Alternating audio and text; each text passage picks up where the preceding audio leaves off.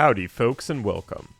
Today we're diving into the realm of video game history to shed some light on a forgotten gem that deserves a moment in the spotlight.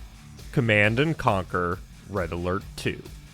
As a lifelong RTS fan, starting with StarCraft in 1999, I was shocked to realize I'd missed out on this classic.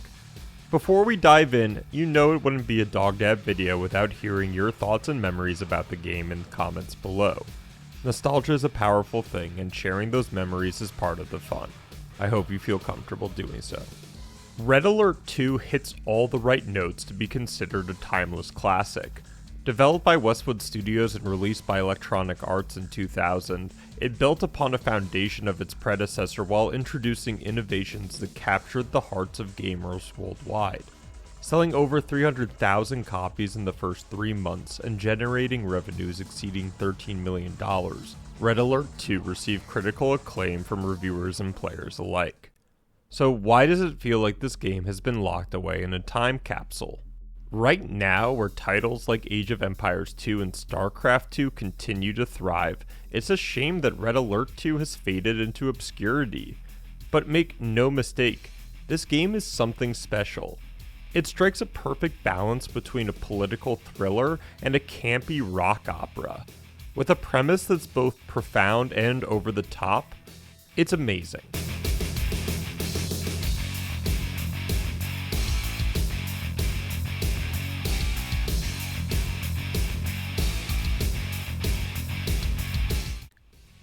Playing through Red Alert 2 evokes a range of emotions, from the brutal realities of warfare to the nostalgic vibes of the early 2000s cinema. The game's diverse factions, each with their unique units and playstyles, add depth to the gameplay, and while it may take some time to get used to the controls and mechanics, the payoff is well worth it. To fully understand why this game is a classic, we'll discuss Red Alert 2 as a game in general, and specifically focus on gameplay, visuals, sound design, story, and more. Set in an alternate history where the Soviet Union wages war against the Allied nations, and a whole lot more, the game's storyline is rich with intrigue and offers a compelling narrative backdrop for its gameplay. One of the game's standout features is its diverse and well-balanced factions. Players can choose to command either the Allied forces or the ruthless Soviet war machine, each with its own unique units, structures, and playstyle. From Tesla coils to rocket infantry, the game is brimming with memorable units. I don't know if there was still or is a meta for this game, but playing Soviets felt so much easier. Both sides had some fun units, and I was pleasantly surprised by how easy it was to distinguish them in the chaotic battlefield. The gameplay is your standard RTS for the time. It's a resource game. You'll be mining minerals, powering your base, and amassing armies. There's something amazing about these animations for different types of buildings. It always felt good to expand your base, and especially when you could build defenses. Once you had a stable economy and an army, you're usually exploring the map for the next objective. It did take me a couple of hours to get used to the controls and the movement of the game. For some odd reason, they had left click as select and move. Coming from games like Dota, this was against my muscle memory, and still took me a moment when writing this to describe it. Anyways, another visual design that I was impressed with was the maps. I enjoyed how many varied locations the game had us going to, and each map felt unique and well made. Whether it was the landmarks like the White House or the World Trade Center, the game's visuals do a great job at grounding you to the situation and area you're in. The visuals enhance a campaign that already immerses players in a series of gripping missions across the various theaters of war. Today we will make history, comrade. Together we will destroy the United States, their cities, their homes, their dreams, and perhaps more. This is my advisor, Yuri. He will help make this possible. Whether infiltrating enemy bases, repelling invasions, or unleashing devastating superweapons, each mission is meticulously designed to challenge the player while advancing the narrative in a cohesive and engaging manner. Even playing on easy mode, you can't just send your troops in like a stim-packed marine. I was blown away by how many tactics were involved in the game, especially with the bonkers control of left-clicking to select and move. I was more worried about randomly sending troops into their slaughter, so I took things so slowly. Even taking things slowly, I know that I messed up because with any great RTS game, you have good sound design, and Red Alert 2 does not disappoint. Loaded. Building. Construction complete. Unit ready. On the move! On my way! You got it! Coming from StarCraft and remembering voice lines like it was yesterday, I couldn't imagine what someone growing up playing Red Alert 2 feels like replaying the game. Some of these voice lines just sound so iconic. Speaking of sound, Red Alert 2's soundtrack is also fantastic and completely hits that 80s sci-fi electro metal vibe.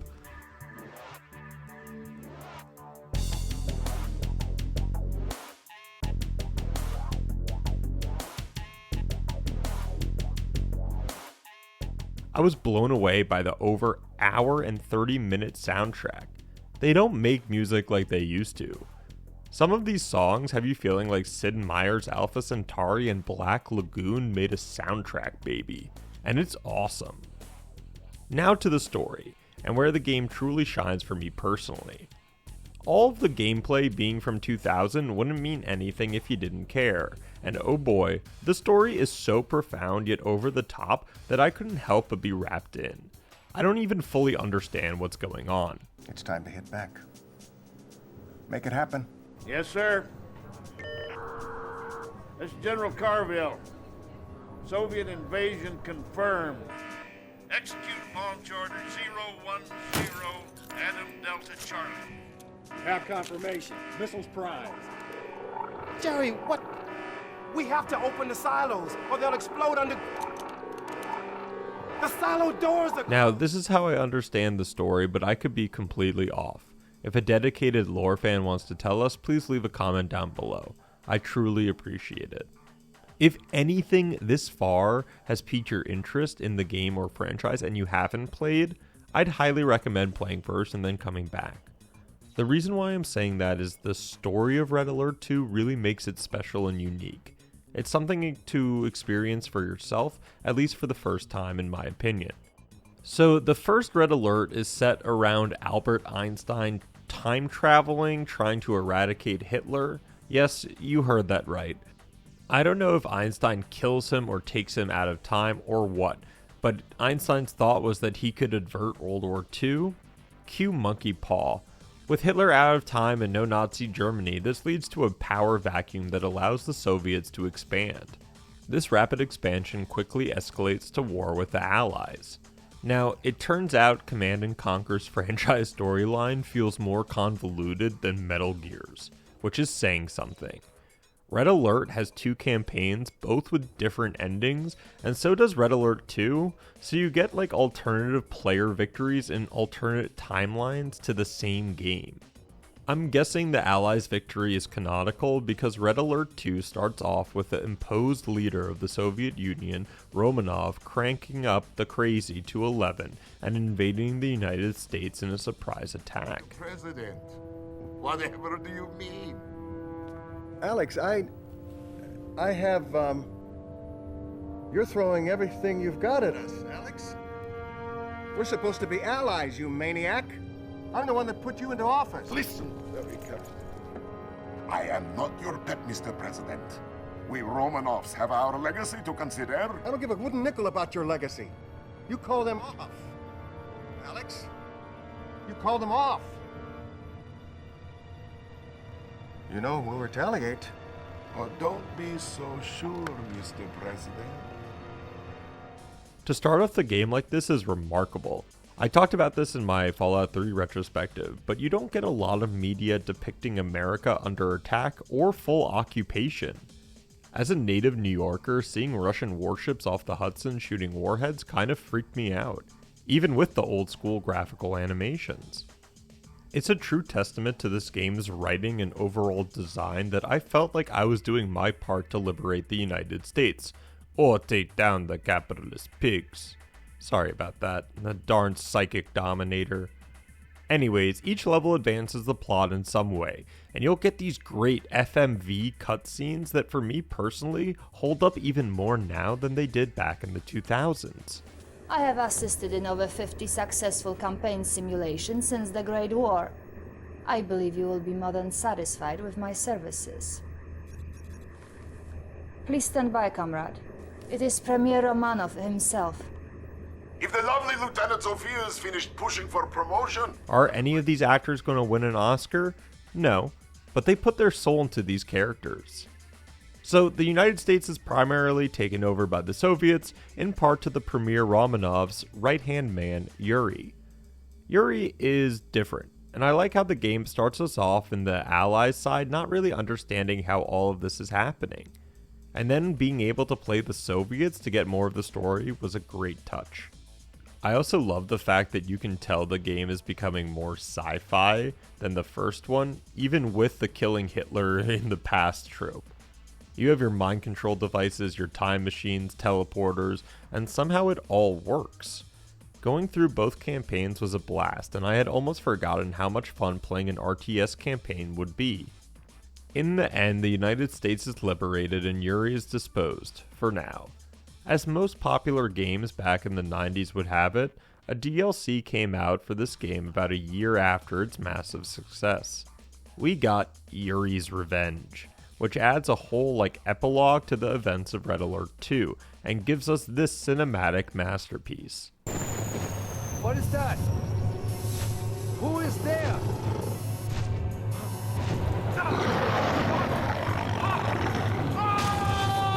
If you have a bag of popcorn ready and some time on your hands, I think Red Alert 2's story will give you enough entertainment to justify the price on Steam.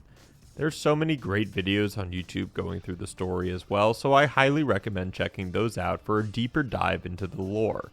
I know I will be. Yet, despite its undeniable impact on the RTS genre, Red Alert 2 has unfortunately faded into obscurity. While newer titles may boast more advanced graphics and features, they often lack the charm and timeless gameplay that define this classic gem. I believe it's time to shine a light on Red Alert 2 and celebrate its status as a forgotten classic deserving of recognition and reverence. It gives me hope that games like Warno, something that has very similar themes to Red Alert, are around pushing the RTS genre to new places. I could only dream of getting a remaster of this game. For the time being, the game still holds up to this day, even with some controls that feel esoteric. Red Alert 2 stands as a testament to the enduring legacy of classic RTS games. With its engaging gameplay, compelling narrative, and timeless appeal, it continues to captivate players and inspire fond memories even decades after its release. As an avid fan of older titles, I invite you to revisit this forgotten classic and experience the thrill of commanding armies, unleashing super weapons, shaping alternate history in one of the greatest RTS games of all time. If you're an avid fan already, leave a comment down below telling us what your favorite part of this forgotten classic or franchise is. I hope you enjoyed this video. If you did, please leave that comment, click that like button, and subscribe if you haven't already. Even one of those things helps a ton, so I thank you. If you really enjoyed the video, check out my channel. There's something there for everyone. I'm excited because next time we're doing another Westwood developed game. One that's been lost in the spice melange of time. As always, see you next time.